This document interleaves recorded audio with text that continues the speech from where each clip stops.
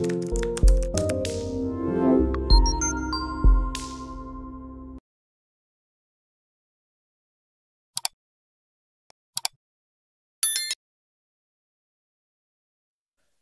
Bapak Ibu, saudara-saudara. Mari kita buka Alkitab kita dari Perjanjian Lama, 1 Raja-Raja pasal 19 ayat 9 sampai dengan 18. Bacaan ini merupakan bacaan Minggu tanggal 13 Agustus tahun 2023. Demikianlah firman Tuhan. Allah menyatakan diri di Gunung Horeb. Di sana masuklah ia ke dalam sebuah gua dan bermalam di situ. Maka firman Tuhan datang kepadanya demikian. Apakah kerjamu di sini, hai Elia? Jawabnya, aku bekerja segiat-giatnya bagi Tuhan Allah semesta alam. Karena orang Israel meninggalkan perjanjianmu, meruntuhkan mezbah-mezbahmu, dan membunuh nabi-nabimu dengan pedang. Hanya aku seorang dirilah yang masih hidup, dan mereka ingin mencabut nyawaku. Lalu firman-Nya, keluarlah dan berdiri di atas gunung itu di hadapan Tuhan. Maka Tuhan lalu angin besar dan kuat yang membelah gunung-gunung dan memecahkan bukit-bukit batu mendahului Tuhan. Tetapi tidak ada Tuhan dalam angin itu. Dan sesudah angin itu datanglah gempa. Tetapi tidak ada Tuhan dalam gempa itu. Dan sesudah gempa itu datanglah api. Tetapi tidak ada Tuhan dalam api itu. Dan sesudah api itu datanglah bunyi angin sepoi-sepoi basah. Segera sesudah Elia mendengarnya, ia menyelubungi mukanya dengan jubahnya, lalu pergi keluar dan berdiri di pintu gua itu. Maka datanglah suara kepadanya yang berbunyi, apakah kerjamu di sini, hai Elia? Jawabnya, aku bekerja segiat-giatnya bagi Tuhan Allah semesta alam. Karena orang Israel meninggalkan perjanjianmu, meruntuhkan mezbah-mezbahmu, dan membunuh nabi-nabimu dengan pedang. Hanya aku seorang dirilah yang masih hidup, dan mereka ingin mencabut nyawaku. Firman Tuhan kepadanya, pergilah, kembalilah ke jalanmu melalui padang gurun ke Damsyik. Dan setelah engkau sampai, engkau harus mengurapi Hazael menjadi raja atas Aram. Juga Yehu cucu Nimsi haruslah kau urapi menjadi raja atas Israel. Dan Elisa bin Safat dari Abel Mehola harus kau urapi menjadi nabi menggantikan engkau. Maka siapa yang terluput dari pedang Hazael akan dibunuh oleh Yehu, dan siapa yang terluput dari pedang Yehu akan dibunuh oleh Elisa. Tetapi aku akan meninggalkan 7.000 orang di Israel, yakni semua orang yang tidak sujud menyembah Baal dan yang mulutnya tidak mencium dia. Amin. Saudara mungkin pernah mendengar pepatah sudah jatuh tertimpa tangga pula. Itulah yang sering kita alami. Seringkali kita merasa keadaan hidup kita berada pada titik yang paling bawah. Namun yakinlah, di balik semuanya itu tersimpan rahasia kehidupan yang akan mendorong keadaan kita lebih baik daripada sebelumnya. Seperti salah satu ilustrasi yang mungkin menginspirasi kita mendahului firman Tuhan ini. Suatu hari, hiduplah seorang petani yang memiliki ada banyak sekali keledai. Suatu ketika, salah satu keledai peliharaannya itu terjatuh ke dalam sumur tua yang dalam dan yang gelap. Keledai itu merasa ketakutan, kemudian ia pun meronta-ronta menangis dan berteriak selama berjam-jam. Namun tak ada satupun orang yang mendengarnya. Akhirnya datanglah si petani, si pemilik keledai itu. Segala upaya dia lakukan. Ia mencoba bagaimana caranya supaya keluar keledai peliharaannya itu. Namun akhirnya ia pun kehabisan akal. Kemudian ia mengambil sekop karena ia berpikir keledai itu tidak mungkin bisa diselamatkan karena sumur tua itu sangat dalam dan sangat sempit. Maka ia memutuskan untuk menimbun dan menutupi sumur tua itu karena dianggap berbahaya bagi keledai lainnya. Ketika tanah mulai dimasukkan ke dalam sumur, kemudian keledai menyadari apa yang sedang dilakukan oleh tuannya itu. Keledai itu berteriak ketakutan. Bukan hanya tanah yang dimasukkan si petani itu ke dalam sumur itu, bahkan batu juga dimasukkan ke dalam sumur itu. Sang keledai merasa keadaan itu sangat menyakitkan. karena ia harus mati terkubur dalam tanah dan batu. Namun tanpa disadarinya, di balik penderitaan yang dia rasakan itu, sang keledai meronta-ronta kesakitan dan melakukan sesuatu yang menakjubkan. Walaupun punggung dan badannya terus-menerus ditimpa tanah dan batu, ia selalu mengguncang-guncangkan badannya agar apapun yang menimpa badannya turun ke bawah kakinya. Dan ketika tanah itu atau batu itu jatuh, lalu ia kemudian mengangkat perlahan-lahan kakinya. Sementara si petani terus menimbun sumur itu. Setelah melihat cahaya terang di dalam lubang sumur, akhirnya sang keledai menyadari bahwa tumpukan tanah dan batu yang menimpanya itu akan menyelamatkannya. Dengan kondisi kesakitan, lemas dan letih, ia sekuat tenaga melanjutkan perjuangan hidupnya. Sampai akhirnya ia pun sampai ke atas. Dan si petani melihat hal itu terkejut, karena dia takjub apa yang dilakukan keledainya itu saat dia menimbun sumur itu. Keledai itu pun kemudian keluar dan dapat menikmati kembali keindahan alam.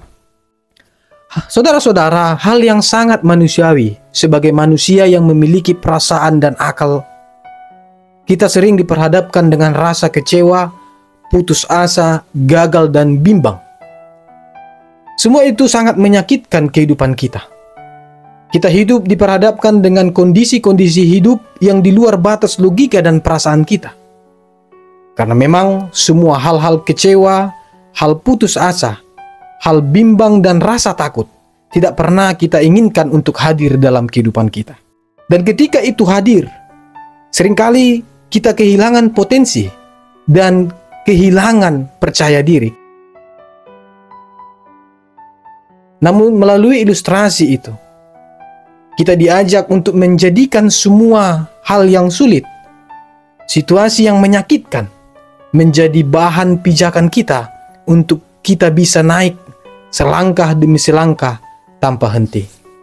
Saudara-saudari, demikian jugalah yang dialami oleh Elia. Dalam kitab 1 Raja-Raja, khususnya dimulai dari pasal 16, kita akan melihat salah satu tokoh Nabi Allah, yaitu Elia, yang berjuang untuk mempertahankan kepercayaan akan Tuhan ketika bangsa Israel dimasuki kepercayaan-kepercayaan lain, yaitu kepercayaan akan dewa-dewi Kanaan. Saudara-saudara, pada waktu Elia berkarya, kerajaan Israel atau warisan kerajaan dari Daud ini sudah terbagi menjadi dua bagian. Sudah ada Yehuda dan sudah ada kerajaan Israel utara. Nah, pada waktu Israel di utara, raja yang memerintah adalah Ahab. Dan disinilah kita melihat persoalan yang muncul yang menjadi latar belakang bacaan kita. Dalam pasal 16, Bapak Ibu dan Saudara-saudara, Ahab anak Omri menjadi raja atas bangsa Israel, secara khusus di Samaria. Ia memerintah selama 22 tahun, dan selama ia menjadi raja, ia melakukan apa yang jahat di mata Tuhan. Ia melakukan kejahatan bahkan lebih daripada semua orang yang mendahulinya. Ia juga menikahi Isabel, anak Etbaal dari raja orang Sidon. Perkawinan Ahab dan Isabel membuat Ahab semakin meninggalkan Tuhan, dan kemudian ia ikut menyembah Baal. Tidak berhenti sampai di situ saja, ia juga membuat mezbah untuk Baal di kuil-kuil Baal yang didirikannya di Samaria. Dia juga membuat patung Aserah sebagai bentuk kepercayaannya terhadap dewa-dewi Kanaan. Sikap Ahab ini bisa dikatakan pengaruhnya sangat serius, karena Ahab sendiri bahkan membangun mezbah-mezbah di ibu kota kerajaan yang ia pimpin. Saudara-saudara, Baal itu adalah dewa yang berkuasa atas cuaca, berkuasa untuk menurunkan hujan, menahan hujan supaya tidak turun.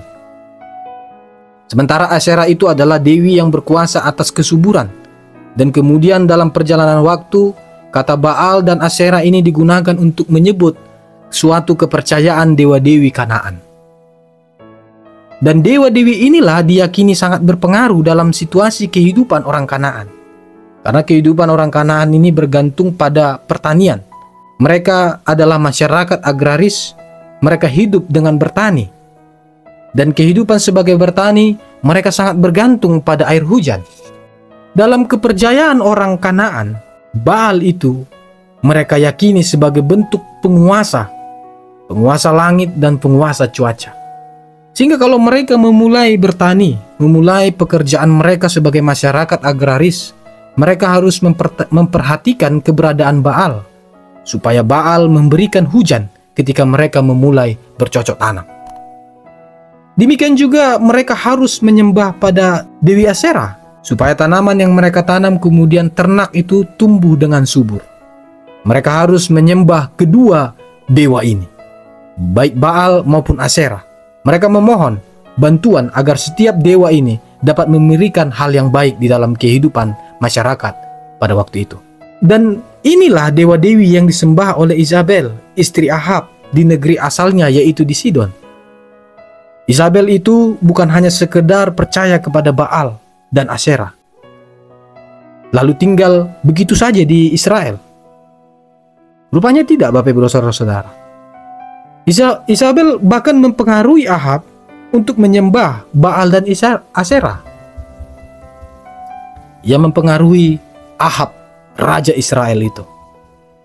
Maka ketika raja terpengaruh, rakyat pun akan ikut terpengaruh. Dan Izabel juga ikut aktif untuk menghapus kepercayaan akan Yahweh, Allah Israel itu. Ia juga menyuruh membunuh nabi-nabi Allah. Ini berarti Izabel memiliki peranan penting dalam masa kerajaan Raja Ahab. Dan ketika melihat situasi seperti ini, Elia muncul dan tampil.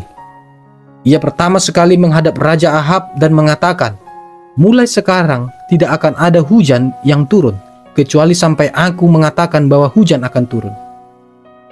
Saudara-saudara, ini bertolak belakang dengan apa yang dipercaya oleh Izabel dan juga Raja Ahab. Baal yang diyakini oleh orang Kanaan sebagai dewa-dewi langit, sebagai dewa yang akan memberikan hujan. Namun ini sangat bertolak belakang dengan apa yang dikatakan oleh Elia. Dalam pasal 17 ayat 16, dengan cara seperti ini sebenarnya Elia mau menunjukkan yang berkuasa untuk menurunkan hujan bukan Baal, melainkan Tuhan Yahweh Allah Israel. Nah, dan kemudian dapat kita lihat di pasal selanjutnya, setelah Elia mengatakan nubuatan itu, hujan pun tidak turun di negeri itu. Karena memang Allah telah menahan hujan itu seperti yang dikatakan oleh Nabi Elia. Kemudian Tuhan menyuruh Elia ke Sidon di Sarfat. Apa yang terjadi di Sarfat? Sidon itu wilayah kekuasaan Baal. Izabel berasal dari situ. Dan Sidon pusat penyembahan Baal. Itu berarti Elia membuktikan bahwa Baal yang dipercayai oleh Ahab dan Izabel tidak memiliki kekuasaan sama sekali. Di dalam pasal 16 menunjukkan bahwa keadaan bangsa itu selama 3 tahun tidak datang hujan. Sehingga Elia kembali memperlihatkan diri kepada Ahab dengan menubuatkan kembali nubuatan Tuhan. Ia berkata bahwa Tuhan akan menurunkan hujan. Dan ketika Ahab berjumpa dengan Elia, apa yang terjadi di situ? Ahab bahkan mempersalahkan Elia dengan mengatakan, "Engkaukah itu yang mencelakakan Israel?" Pertemuan Ahab dan Elia yang kedua, Ahab menuduh Elia sebagai orang yang mendatangkan celaka atas Israel. Kenapa? Karena Elia berkata hujan tidak akan turun sampai Tuhan sendiri yang menurunkan. Sekarang mereka sudah mengalami tahun yang ketiga hujan tidak turun. Artinya mereka bangsa itu sedang mengalami kemarau yang sangat panjang melanda bangsa Israel. Walaupun demikian Bapak Ibu dan Saudara-saudara, melalui Elia Tuhan menunjukkan kuasanya bahwa Tuhan tidak menghadirkan hujan selama 3 tahun. Dan itu sudah disaksikan oleh Ahab sendiri. Bangsanya sudah mengalami penderitaan kekeringan selama 3 tahun. Tetapi itu tidak membuat Ahab percaya kepada Tuhan. Kenyataan yang mereka alami itu tidak dapat meyakini Ahab untuk berpaling kepada Allah dan meninggalkan Baal yang tidak memiliki kekuasaan apapun, bahkan dengan dirinya sendiri sebagai raja. Kemarau panjang itu di mata Ahab hanya sekedar celaka yang dibuat oleh Elia. Maka kita dapat melihat apa yang menjadi jawaban Elia. Elia berkata, "Bukan aku yang mencelakakan Israel, melainkan engkau dan kaum keluargamu lah yang telah meninggalkan perintah-perintah Tuhan dan mengikuti Baal." Dalam ayat 19 pasal 18 Bapak Ibu Saudara, kita melihat ternyata Izabel itu membentuk nabi-nabi Baal dari negerinya. Jumlahnya ada 450. Jumlahnya ada 450.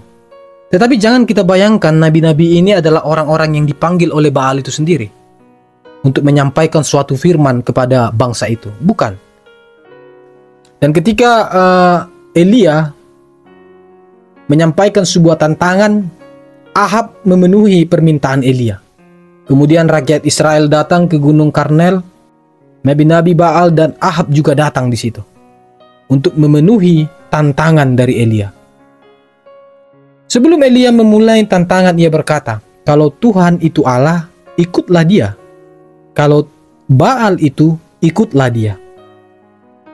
Hal ini dikatakan Elia untuk membuktikan Allah yang sesungguhnya, baik Yahweh ataupun Baal. Dengan memberikan persembahan korban, kalau Allah yang menerima, dengan mendatangkan api Allah, api Tuhan, berarti Allah itu sejati. Sebaliknya, kalau Baal itu datang dan memakan persembahan korban itu, maka Baal itu Allah sejati. Ketika nabi-nabi yang 450 itu memulai, mereka berteriak-teriak, ia memanggil Baal agar dapat menerima persembahan korban itu. Hampir 1 harian nabi-nabi Baal memanggil Baal itu, tetapi tidak ada jawaban. Sehingga Elia mengejek. Bahkan Elia berkata, teriaklah lebih keras lagi. Tetapi Baal pun tidak datang. Juga mereka melakukan hal yang tidak lazim, seperti merobek-robek badannya, melukai badannya. Tetapi tidak ada jawaban dari Baal. Lalu kemudian kita dapat melihat Elia kemudian tampil, memberikan korban bakaran itu, dan Allah menjawab dengan menurunkan api Tuhan. Semuanya dimakan habis. Korban-korban persembahan yang diberikan saat itu dimakan habis oleh api itu. Itu kita bisa lihat dalam ayat 38 pasal 18. Dan dari peristiwa itu memberikan dampak kepada orang-orang yang menyaksikan, terutama orang Israel. Apa yang dilakukan Elia menunjukkan bahwa Baal tidak ada, tidak memiliki kuasa apapun. Kemudian setelah peristiwa itu Elia membunuh semua nabi-nabi Baal itu. Elia menyembelih nabi-nabi Baal itu. Yang menariknya di sini Bapak Ibu, walaupun demikian Ahab tidak berpaling kepada Allah. Dia pulang ke istana dan bukan memberitakan apa yang baru saja dibuat oleh Allah melalui Elia. Sehingga ketika Izabel mendengar apa yang disampaikan Ahab, Izabel kemudian marah besar dan menyuruh agar Elia dibunuh. Inilah yang membuat Elia lari ke Gunung Horeb, Bapak Ibu Saudara. Nabi Elia yang tadinya memiliki keberanian yang luar biasa, ia sendiri menghadapi 400 nabi Baal. Tetapi begitu mendengar ancaman dari Izabel, Elia bisa takut. Saudara-saudara yang berkati oleh Tuhan kita Yesus Kristus, ketika Elia sampai di Gunung Horeb, 2 kali Allah menanyakan, "Apakah kerjamu di sini, hai Elia?" Di ayat 10 dijelaskan itu Bapak Ibu. Kalau kita perhatikan dari ucapan atau jawaban Elia ini, kita dapat menemukan bahwa ucapan Elia ini bukan bentuk Elia yang berkobar-kobar, yang mengatakan, "Aku bekerja segiat-giatnya demi Tuhan Allah semesta alam." Tetapi jawaban dari Elia ini adalah bentuk keluhan dari seorang nabi.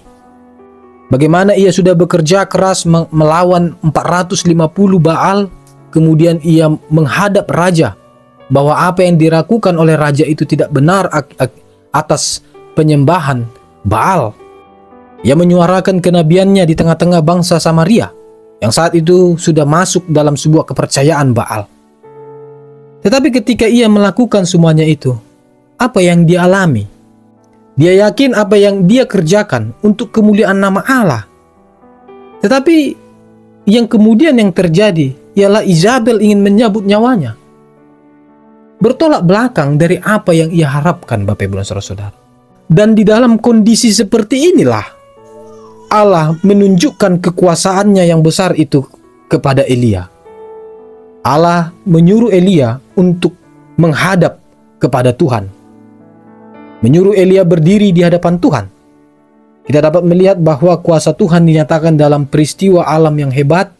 Yang pertama berupa angin besar yang membelah gunung-gunung dan memecahkan bukit-bukit batu. Tetapi dapat kita lihat di situ bahwa Tuhan tidak ada di situ. Lalu sesudah peristiwa alam yang hebat itu, datanglah keempat berupa angin sepoi-sepoi basah. Di ayat 12. Pada angin sepoi-sepoi inilah Elia merasakan Tuhan hadir dan berbicara kepadanya. Kemudian Tuhan menyuruh Elia untuk kembali ke jalannya, yakni kembali ke Israel, di mana ia dipanggil sebagai nabi. Di sana dia harus mengurapi Hazael sebagai raja atas Aram, Yehu sebagai raja atas Israel, dan Elisa menggantikan dirinya. Ini merupakan cara Tuhan untuk menyelesaikan pergumulan Elia, menghadapi pemerintahan Ahab, menghadapi ketakutannya terhadap Izabel, dan menghadapi Israel yang tidak mau bertobat. Karena di kemudian hari, dalam pasal selanjutnya, dalam peperangan Hazael sebagai raja orang Aram dapat mengalahkan Israel dan Yehuda. Demikian juga Yehu dalam kepemimpinannya sebagai raja Israel kemudian mengakhiri pemujaan atas Baal di Israel dan menghabisi para imam-imam Baal dan membakar mesbah-mesbah Baal. Dia juga memusnahkan keluarga Ahab, termasuk juga Izabel yang ditakuti oleh Elia itu. Lalu Elisa dipakai Tuhan untuk menggantikan Elia dalam menyuarakan suara kenabian. Bahkan Tuhan juga memastikan bahwa Elia tidak sendirian di dalam Israel. Masih ada 7.000 orang yang tersisa yang tidak dimusnahkan oleh Tuhan karena mereka ini tidak menyembah kepada Baal. Bapak, Ibu, dan saudara-saudara yang diberkati oleh Tuhan kita Yesus Kristus, berangkat dari pengalaman Elia dalam bacaan kita saat ini. Elia sebagai nabi besar, kita tahu bahwa Elia adalah nabi besar yang diceritakan di dalam sejarah Israel. Bahkan bisa dikatakan Elia dalam menyuarakan kenabiannya, ia begitu hebat. Kalau kita lihat di dalam kisah Injil, dalam transfigurasi Yesus, terdapat Musa dan Elia di situ. Kemudian kita juga tahu bahwa Elia sebagai seorang nabi yang tidak mati, tetapi langsung dibangkitkan. Saudara-saudara, Elia yang begitu hebat ini, sebagai seorang nabi, ternyata dalam sifat kemanusiaannya, ia juga tidak luput dari kekurangan dan kelemahan. Dalam bacaan kita hari ini menunjukkan bahwa Elia kehilangan fokus kepada Tuhan saat berhadapan dengan masalah dan memilih lari dari panggilannya. Sebagai nabi, seharusnya ia harus tetap menyuarakan kenabian dari setiap panggilannya. Tetapi ketika ia diperhadapkan dengan ancaman Izabel untuk dibunuh, ia kemudian menyelamatkan diri dan berlari karena ketakutan itu. Dan ia juga menyadari bahwa apa yang ia lakukan itu semua sia-sia karena Tuhan tidak berpihak kepadanya. Dia mengeluh, bahkan ingin mati saja. Tetapi dalam bacaan kita, saudara-saudara yang diberkati oleh Tuhan kita Yesus Kristus, di balik semua keluhan-keluhan Elia ini, ternyata kita dapat melihat bagaimana Allah bekerja dalam ketakutan dan kelemahan Elia. Dalam ketidaksadaran Elia, ia menganggap bahwa dia hanya seorang diri. Tetapi Allah berkata bahwa masih ada 7.000 orang yang tidak menyembah. Itu artinya Elia tidak sendirian. Masih ada yang sama-sama seperti dia. Saudara-saudara yang diberkati oleh Tuhan kita Yesus Kristus, demikian juga di dalam kehidupan kita ini. Terkadang sebagai seorang pelayan mungkin kita sudah memberikan yang terbaik di dalam pelayanan kita. Bagaimana kita memberikan pelayanan yang kondusif. Tetapi semua yang kita lakukan itu tidak berdampak kepada sebuah jemaat. sehingga membuat kita bimbang serta putus asa, bahkan membuat kita malas untuk melakukan sebuah pelayanan. Saudara-saudara, ketika diperhadapkan dengan rasa takutnya terhadap Isabel, ia tidak mampu melihat kehadiran Tuhan di dalam kehidupannya, terutama ketika ia berada di Gunung Horeb. Melalui pembacaan kita ini dipertunjukkan bahwa angin sepoi-sepoi itu merupakan bentuk pengajaran yang baik di dalam kehidupan Elia, bahwa angin sepoi-sepoi itu adalah bentuk sikap tenang. Dengan memiliki sikap tenang, maka Elia dapat merasakan kehadiran Tuhan. Demikian juga dengan kita, Bapak Ibu dan Saudara-saudara. Kita yang diperhadapkan dengan sebuah masalah, situasi sulit, kita harus memiliki fokus kepada Tuhan. Kita harus memiliki sikap tenang, sehingga kita mampu melihat bahwa Tuhan juga hadir di dalam situasi kita. Tuhan Yesus memberkati firman-Nya. Amin.